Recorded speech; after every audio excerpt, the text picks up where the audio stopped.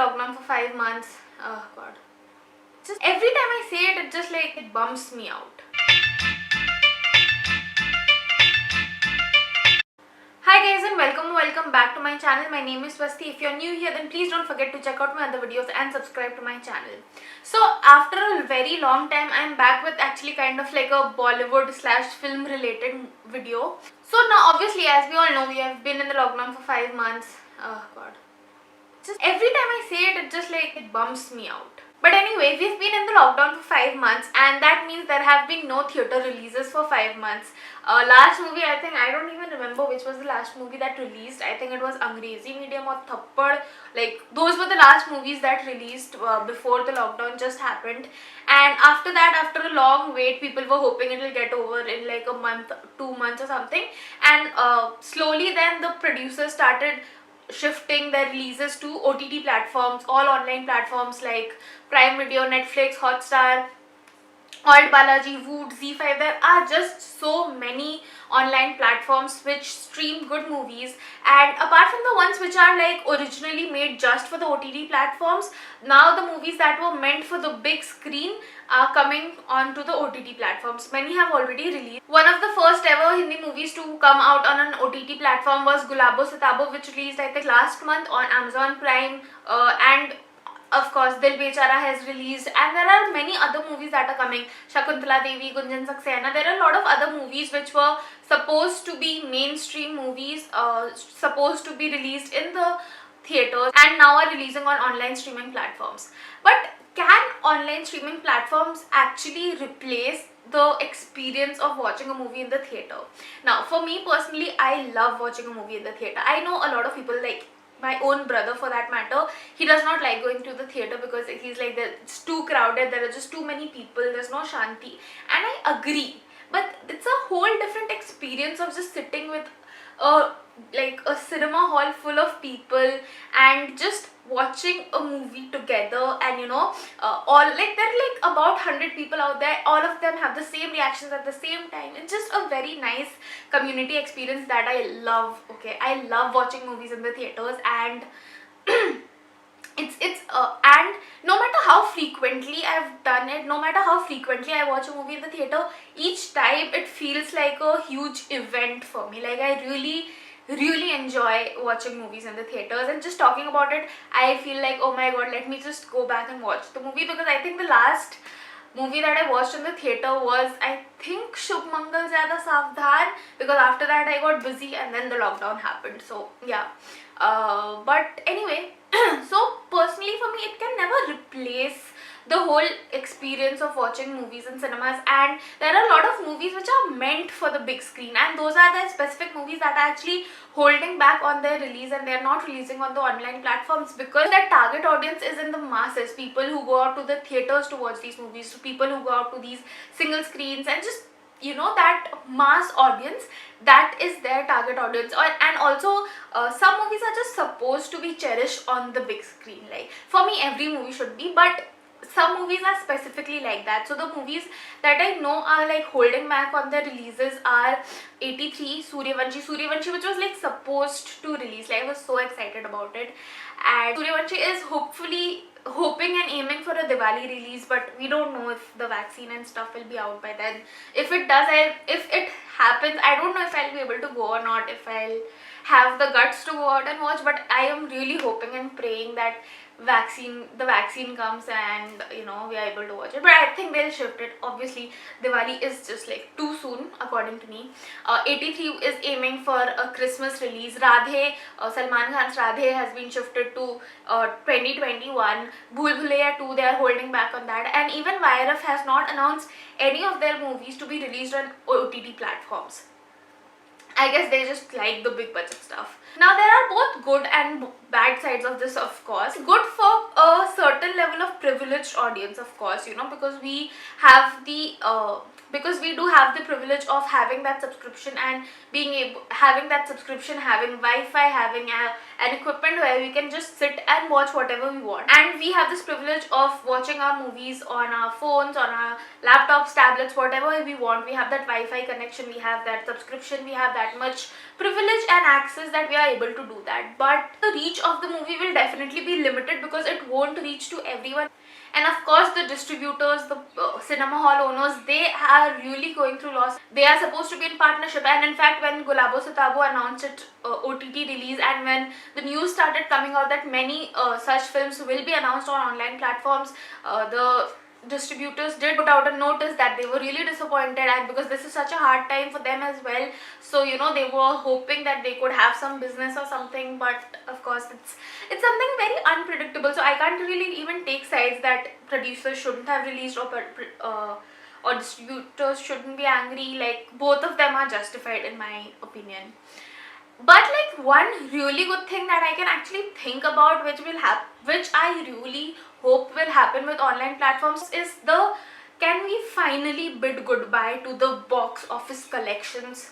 Like, I know it's a huge deal, like 300 crore 500 crore, वो सुन के बहुत अच्छा लगता है, ठीक है, I get that, but it's how much money a movie has collected is never the real parameter by which a movie should be judged.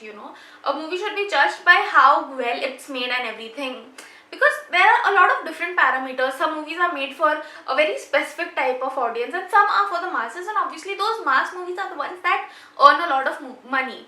But there are a lot of times when very bad movies have made a lot of money, and obviously there are times when movies which were not meant for the mass audience have bombed on the box office, but they are beautiful movies that can be rewatched and rewatched and rewatched, and when people watch it later and like, oh my god, this was such a beautiful movie, why didn't we watch it? Case in point, The Sky is Pink. It was a amazing movie. I agree it was a hard watch, but it is such a beautiful story. It's one of my favorite movies till date, and it did not do that well on the box office when it should have. But I cannot really say that it was not a good movie or it was not a success. But apart from that, movies which are meant for the mass audience, there are so many movies that are bad. They are simply bad, and they have done really well on the box office, but we are not supposed to call them super hit. And the reason is because such movies keep earning that much money, and people don't pay any kind of attention to the kind of reviews or anything that they're getting. There's no feedback there. They just see that itna paisa kamai hai, and that's the reason the same crap is being recycled and brought in front of us with new packaging every year. Case in point, Race 3. Race 3 was a terrible movie. From the trailer to the end review, everything about that movie is terrible. From the trailer itself, we knew that it's going to be a terrible movie. But still, it ended up earning about 300 crores. So, can we really term it as a good movie just because it earned money? We can't. And I've always I've always really hated this whole box office business. And I know that धीरे धीरे करके change आ रहा है, that over the last 1 or 2 years people had started giving more money and watching more content driven cinema in the theaters, but still the whole box office game was something which always pissed me off. But with the online platforms, there is no concept of the box office, right? These are subscriptions. People have subscription for many different reasons. So I'm really hoping with all these online releases, this whole box office game goes away. This will give the filmmakers a lot of courage and liberty to create the kind of content driven cinema they might have wanted to, but because of the fear of failure at the box office, they might have held back on it, like they would not explore the option. So I am hoping with these new online releases, they will start exploring and creating more content driven cinema, which just makes sense and is also enjoyable to watch, like a mix of both content and entertainment, which is what ideally cinema should be. Another good thing that I can think about the online streaming platforms is the censorship. Now obviously when movies are released in the theaters, the censor board is very strict. For the last few years, the censor board has been brutal, just cutting out scenes which are not necessary to cut out, but they just have been cutting out scenes, I don't know, in order to prevent offending anyone or something like that. But they have been. The censor board has been quite brutal, which kind of limits and restricts the filmmakers, and they are unable to freely create the movie that they want to. Like, there are certain restrictions they put on themselves, and I personally think this will go on for a long while now, because even if the vaccine comes, say, by the end of this year, I don't think people would, like, a lot of people will have the guts to go out and watch a cinema with so many people in one place. But then again, I don't trust anyone in our country anymore, and it's not safe for the cinema theaters as well. You know, the people who work there, it's not safe for them as well. Plus, there are new regulations that came like 2-3 months ago, that in malls the central AC has to be shut down. So if that happens in cinemas, what will that situation be? I don't really know. So it will take a lot of time for the cinemas to get back into functioning. I am hoping, like, if I'm being optimistic, I think it'll be mid 2021, given, like, assuming that we have the vaccine by the end of this year positively, then yeah. And even then, I think only the big budget movies will be going to the theaters. The smaller movies, which are mainly meant for a more sophisticated audience, maybe, for the lack of a better word if I use it, will be really, I am really hoping that those movies will be really well made and well content driven, because I think they will be shifting to OTT releases now, because it just makes more sense. You know, the partnership and all that makes more sense than distributing it in the theaters and then not being able to recover that money. And also, since, like, the economy has been quite bad, I feel that maybe people will kind of cut back on going to movies, since it's basically a luxury, and once things get back to normal, we will be in quite a state where we should mostly spend on only our essentials and stuff. So these were just like random thoughts that I had about these online releases, and so I was like, yeah, let's make a video.